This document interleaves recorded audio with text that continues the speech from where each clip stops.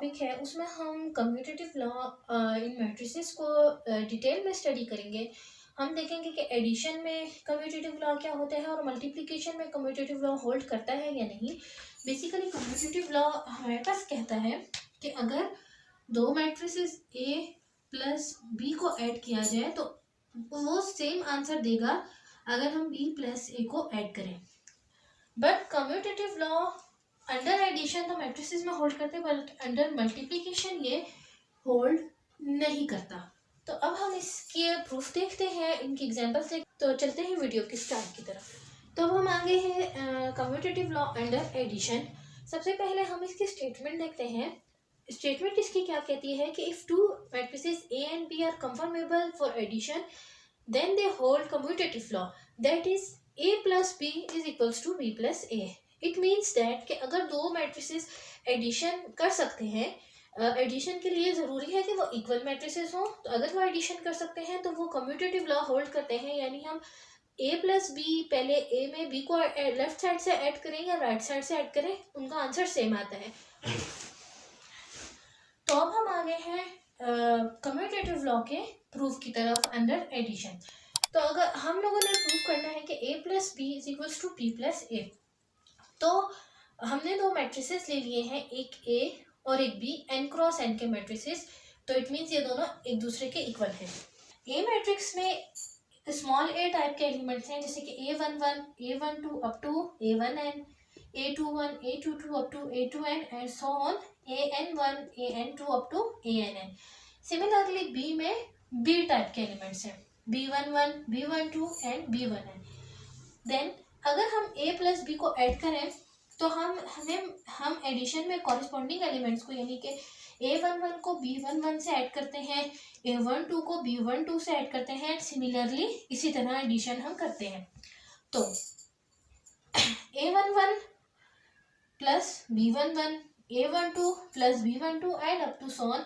इसी तरह हम फर्स्ट रो को ऐड करेंगे फर्स्ट रो में, सेकेंड रो को ऐड करेंगे सेकेंड रो में, एंड इसी तरह जितनी भी रोज हमारे पास होंगी हम उनको ऐड करते जाएंगे एंड हम आ जाएंगे लास्ट रो पे, जिसमें हम an1n को b1n में ऐड करेंगे, a12 को b12 में एंड सो ऑन। अब हमारे पास एडिशन जो है वो कम्यूटेटिव होती है रियल नंबर्स में भी। मीन्स 2 प्लस 3 इक्वल होता है 3 प्लस 2 के। तो यहाँ पर ये जो नंबर्स हैं a11, a12, a13 कोई भी नंबर्स हैं, तो हम अगर ये 2 प्लस 3 है तो हम इसे 3 प्लस 2 लिख सकते हैं। यानी अगर a11 प्लस b11 है तो हम इसे b11 प्लस a11 लिख सकते हैं, बिकॉज हमारे पास रीजन क्या है,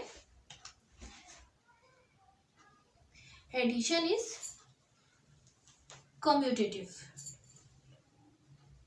तो एडिशन कम्यूटेटिव होती है, दैट्स वाई हम इसको इस फॉर्म में लिख सकते हैं कि b11 plus a11, b12, a12 and so on, इसी तरह लास्ट रो। और जब हमारे पास a प्लस b में इस टाइप के एलिमेंट्स थे, तो जब b प्लस a11 होगा तो ये हमारे पास आ जाएगा b प्लस a के। This implies that a plus b always equal होता है b प्लस a के। अब हम इसकी एक एग्जांपल देख लेते हैं। अब हम आ जाते हैं एक एग्जांपल की तरफ जहां हमने दो मैट्रिसेस लिए हैं a एंड b। a में हमने लिया है -2, 9, 23, 7। ये 2 क्रॉस 2 का मैट्रिक्स है और एडिशन के लिए हमारे पास दोनों मैट्रिसेस का ऑर्डर सेम होना चाहिए। तो सेम ऑर्डर का मैट्रिक्स हमने b लिया है, जिसमें हमने नंबर्स लिए हैं 3, 10, 0 एंड -8। तो अगर हम a में b को ऐड करें तो -2 प्लस 3, 9 प्लस 10, 23 प्लस 0, 7 माइनस 8। तो आंसर आता है 1, 19, 23 एंड -1 अगर हम इसे सॉल्व करें।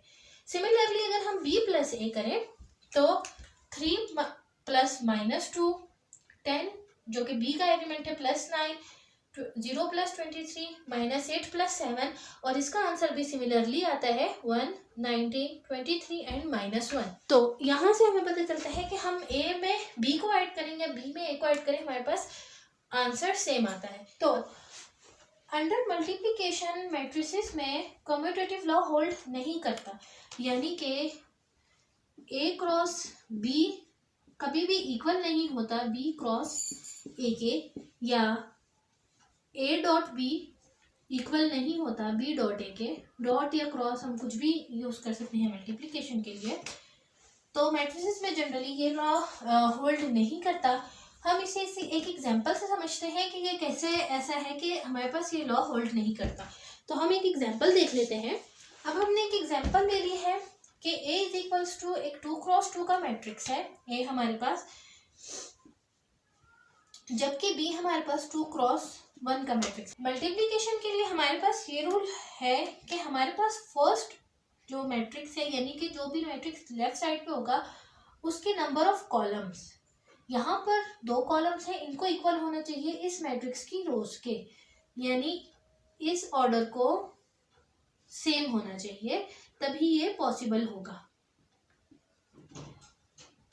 तो अगर हम देखें तो A dot B find out करना हमारे लिए पॉसिबल है, क्योंकि ये हमारे पास मल्टीप्लिकेशन की जो सेटिस्फेक्शन या मल्टीप्लिकेशन का जो रूल है उसको सेटिस्फाई। अगर हम B डॉट ए देख लें तो हमारे पास ये कुछ इस तरह से होगा कि 2 - 8 इंटू 1 3 9 एंड 8। तो इसी रूल के अकॉर्डिंग अगर हम देखें तो हमारे पास यहाँ पर एक कॉलम है, यानी 2 क्रॉस 1 का मैट्रिक्स है, जबकि ये 2 क्रॉस 2 का मैट्रिक्स है। कॉलम है, यानी ये वाला अगर हम ऑर्डर देखें तो ये सेम नहीं है। क्योंकि ये सेम नहीं है तो इसीलिए हमारे पास इनका जो मल्टीप्लिकेशन है A डॉट बी तो पॉसिबल है हमारे पास, but B dot A possible नहीं है। तो कम्यूटेटिव लॉ अंडर मल्टीप्लिकेशन की से पहले जो हमने एग्जांपल देखी उसमें A डॉट बी तो पॉसिबल था, but B dot A possible नहीं था। अब हमने वो एग्जांपल ली है जिसमें हम देख रहे हैं कि क्या अगर हमारे पास कोई भी स्क्वायर मैट्रिक्स हो तब भी क्या ऐसा है कि कम्यूटेटिव लॉ होल्ड करता है या नहीं।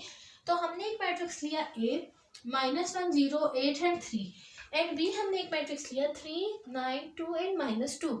तो अगर हम A डॉट बी देखें तो हम मल्टीप्लिकेशन के रूल के अकॉर्डिंग फर्स्ट रो को फर्स्ट कॉलम से मल्टीप्लाई करते हैं, फिर फर्स्ट रो को सेकंड कॉलम के साथ मल्टीप्लाई करते हैं, एंड इस तरह से हम मल्टीप्लिकेशन करते हैं। अगर इस पर आपको कोई कंफ्यूजन है तो इस पर मेरी एक मल्टीप्लिकेशन ऑफ मैट्रिसेस की वीडियो है जो कि लिंक डिस्क्रिप्शन बॉक्स में है, आप चाहे तो वो देख सकते हैं। तो फर्स्ट रो को जब हम फर्स्ट कॉलम से मल्टीप्लाई करेंगे तो -1 multiply by 3 plus 0 into 2, similarly -1 into 9 plus 0 into -2। फिर सेकेंड रो फर्स्ट कॉलम के साथ 8 into 3 plus 3 into 2, 8 into 9 plus 3 into -2। तो ये हमारे पास आंसर आ गया A डॉट बी का। तो B को हम लेफ्ट साइड पे रखेंगे, तो 3 9 2 -2 -1 0 8 एंड 3। तो 3 फर्स्ट रो फर्स्ट कॉलम, तो 3 into -1 plus 9 into 8, 3 into 0 plus 9 into 3, 2 into -1 plus -2 into 8, 2 into 0 plus -2 into 3।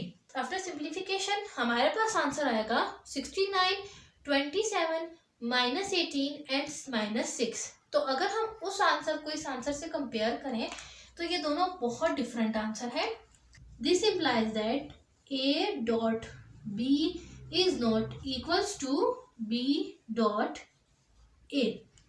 ये थी मेरी आज की वीडियो जिसमें मैंने commutative law under addition and multiplication को एक्सप्लेन किया।